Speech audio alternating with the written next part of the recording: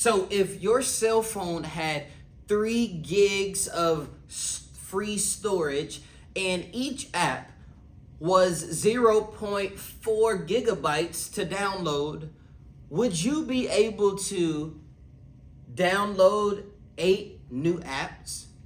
Well, if you want to know the answer to that question and how to figure it out, you might want to watch this video.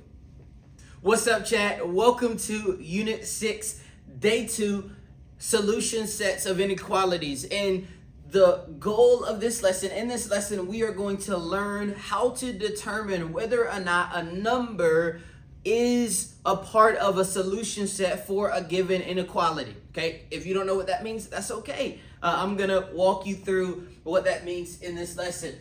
So I'm gonna start by just giving you some guidelines. Really, this is what we're trying to do when we are solving these type problems. The first thing we're trying to do is we're gonna solve the inequality. That's what we looked at in the previous lesson. And then once we do that, we're going to be given a certain set of numbers. And what we're going to do is we're going to plug in, or we're going to substitute those numbers in for the variable. And we're going to see if the number sentence is true or false, right? If it would make the inequality true, all right? Hey, I want to remind you, when you are solving an inequality, the goal of solving an inequality is to isolate the variable. In other words, we are trying to get the letter by itself. So we are isolating the variable, and we do that by doing the inverse operation. Okay. All right, just like solving equations. And I want to remind you also of the golden rule of inequalities. Whatever you do to one side, you must do to the other. But if you multiply or divide by a negative, then you must flip the sign, okay? And so that is the key there. You must remember, if I'm dividing by dividing by a negative, I must flip the sign, all right? So let's look at an example here. We have 10 less than x divided by 2 plus 8, okay? So I'm trying to get the x by itself. So I am going to do the inverse operation. So I'm going to get rid of the plus 8 first by subtracting 8. Whatever I do to one side must do to the other side. The 8's cancel, leaving me with x divided by 2, less than symbol. 10 minus 8 is 2. Okay. Then I got x divided by 2. I got to get rid of that divide by 2. So I am going to multiply by 2 on both sides. Whatever I do to one side must do to the other. That divide, those 2's are going to cancel, and that leaves me with 4 is less than x. Okay, so what this inequality says is 4 is less than x. In other words, what numbers would make x true where 4 is less than whatever the number, whatever x is? Okay, so one thing I encourage you to do, I think it's a little easier for us to maybe understand if we have the variable in the front. So I could also turn that around so that this then reads x is greater than 4. Okay, and so again, I think that's a little easier, but either way, you could keep it 4 is less than what number, or x is greater than 4. All right, so what we're going to do is these are the numbers I'm given, and we got to figure out, okay, which of these numbers given would actually make them true. It says circle the values that are part of the solution set. So if I put in 9 here, is 9 greater than 4? Absolutely it is. All right. Is negative 11 greater than 4? No, because no negative number is greater than a positive number. So that is incorrect. Is 6 greater than 4? Yep. Is 0 greater than 4? Nope. Is negative 2? If I put in negative 2, is negative 2 greater than 4? Nope. And then 3. Is 3 greater than 4? And the answer to that is no. So that is pretty much all that we're doing here. Okay? So here's what I want us to do. I want you to pause it and see if you can do this next one on your own. Okay. All right, and so let's, again, I'm trying to get the variable by itself, okay? So I'm gonna get rid of this 20, I'm going to do so by subtracting 20 from both sides. The 20s are going to cancel, and that leaves me with negative 2x is less than or equal to 40 minus 20 is 20. Okay. Now, this is negative 2 times x, and so to get rid of the negative 2, I got to divide by negative 2. Whatever I do to one side, I must do to the other side. The negative 2's are going to cancel, and I have x. But I have to remember, whenever I divide by a negative, I have to flip that inequality symbol. So I'm going to flip the symbol. Now goes the other way. 20 divided by negative 2 is going to give me negative 10. Okay? So circle which values is a part of the solution. Okay? This is, okay, x is greater than or equal to negative 10. Okay? So is negative 10 greater than or equal to negative 10? Yes, it is. Is 15 greater than or equal to negative 10? Yes, it is. 3. Is 3 greater than or equal to negative 10? Yes, it is. Is negative 5 greater than or equal to negative 10? Now, again, maybe you don't know this, but when you are comparing two negatives, right, the further away it is from the 0 on the left side, the smaller the number. So 5 is closer to 0 than negative 10. So negative 5 is greater. So yes, negative 5 is greater than negative 10. What about negative 15? Okay, is negative 15 greater than negative 10? No, it's not, because negative 15 is further away. Okay, the bigger the negative number, the smaller the number. Okay, bigger the negative, the smaller the number. And then what about negative 8? Is negative 8 greater than negative 10? And the answer is yes. All right, now let's see. All right, and so we got one more. All right, and so I'm gonna walk us through this one. In the previous lesson, we did not do any problems where the variable was on both sides, but again, we've done equations like that. And so all we have to do is we're trying to get, again, the variable, isolate the variable, get the variable on one side, and get the numbers on the other side. All right, and so what I'm going to do is I'm going to move the x's over to the other side. So I have a negative 6x or minus 6x, negative 6x, so I'm going to add 6x to the other side to move it to the left. All right, the 6x's are going to cancel. Negative 2x plus 4x is going to give me 4x. So negative 2 plus 6 is going to give me a positive 4. Minus 12 greater than or equal to 12. Okay, and so then I'm getting rid of the minus 12 by doing plus 12 inverse operation. The 12's cancel, leaving me with 4x is greater than or equal to 24. Okay, and then I'm going to divide by 4. Divide by 4. The 4's are going to cancel, and I have x is greater than or equal to 6. And so it's been a coincidence that all of ours have been greater than. Sometimes you are going to be able to or have to figure out less than, but for each of these, just so happen that they're all greater than in the end. All right, so x is greater than or equal to 6. So is 8 greater than or equal to 6? The answer is yes. Is 6 greater than or equal to 6? Yes. Is 4 greater than or equal to 6? No. All right, and then you go ahead and do the other ones. 12, 0, and negative 10. And then check your answers. All right. 12 is, 0 is not, negative 10 is not. All right.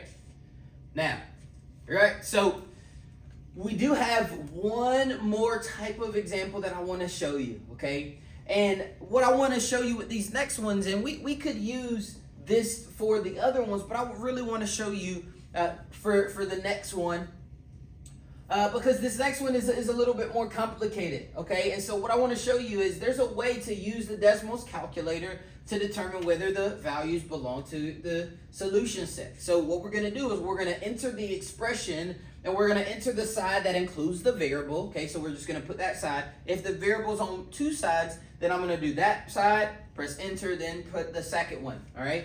Then we're going to enter each value for the variable. We're going to say, okay, x equals -6, and then x equals -8. And then if for each of them, we're going to determine if it's true or false, right? If it would make it true. So I want to show you how to do this with the Desmos calculator. So I do want you to pull up the Desmos calculator as well where you are. All right. So let me exit out of this. I got some stuff up. All right. Boom. All right, and so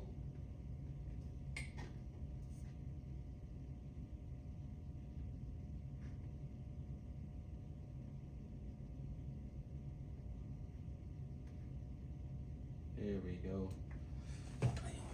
Okay. All right, so what we're going to do is we are going to now to start by putting this part of the expression, the term that has a 2 in the denominator, we got to start by hitting the division sign first. So now we got 2, and then we got 2x, okay, -6, okay, then go to the denominator, put in 2, okay, and then we're going to do plus 5x, okay. So that's the part. We're going to stop there. We're just putting that. All right, so we're going to start by writing in this part of, okay, this part of the expression, okay, or part of the inequality. Then we go enter, and then we're going to say x equals.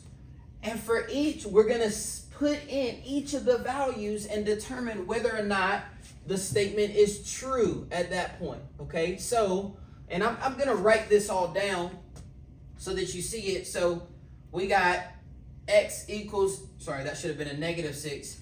X equals -6. So when x equals -6, this expression equals 39. So is -39, is that greater than -15? Okay, sorry, let me rewrite that. -39, is that greater than -15?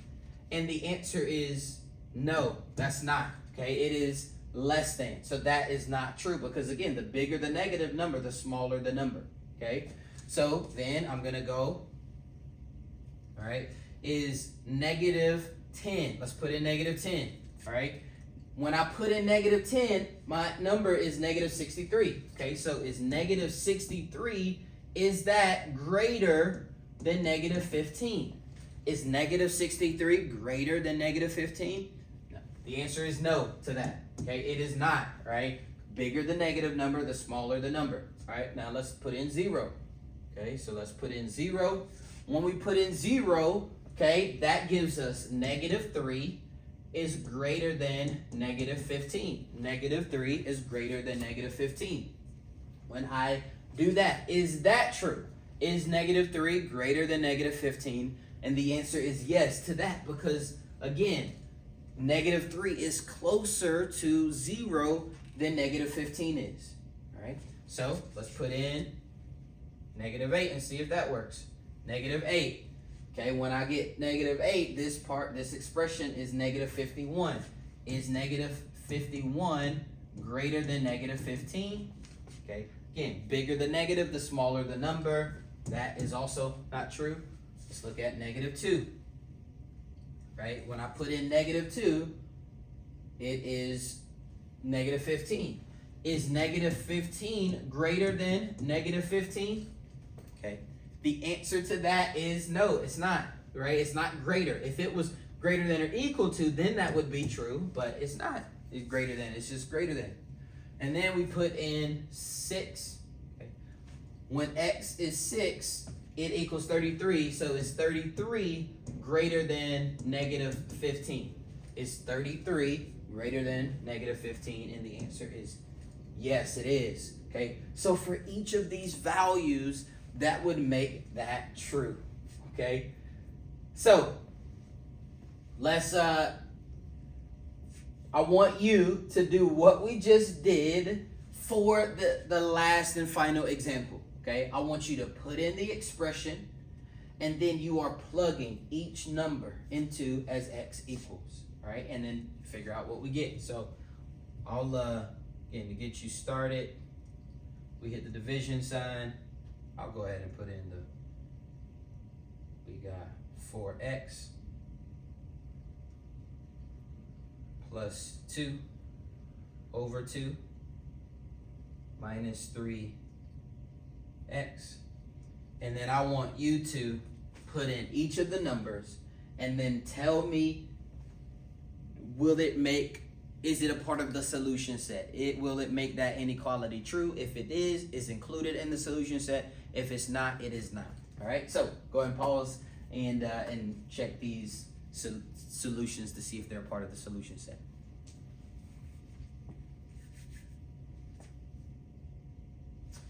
All right, so okay, negative 16 is when I put in negative 16. This gives me 17 as what that part is 17 greater than 10.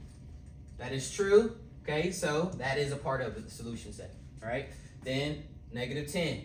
Okay, and I put in negative 10. That gives me 11. Is 11 greater than 10? Yep, absolutely it is. So negative 10 is a part of the solution set. Then put in 5. Okay, when I put in 5, this gives me negative 4. Is negative 4 greater than 10? Nope, because a negative number is not greater than a positive. All right, now let's put in 7. Okay, when I put in 7, I get negative 6. Is negative 6 greater than 10? Nope. Okay, what about negative 1? When I put in negative 1, I get 2. Is 2 greater than 10? Nope, not a part of the solution set. And then lastly, negative 16. When I put in negative 16, I get 17. 17. Oh, I had it. That was 2. There's 2. Negative 17 is greater than 10, and so that should have been a different number, but there you go. All right, so there you have it. One thing that I want to say is the same way that we plug those numbers in, you could do that for other problems, and we'll do that in subsequent lessons, but I just wanted to make sure that you could do that for that last one, okay? All right, so, hey, in this lesson, we have learned how to determine whether or not a given value is a part of a solution set, and I hope that you understand. If you have any questions, hey, feel free to comment. Hey, like this video if you haven't. If you haven't subscribed to the channel, what are you doing? Hey, tell your mama, tell your brother, tell your sister. I'm just kidding. Peace, we out.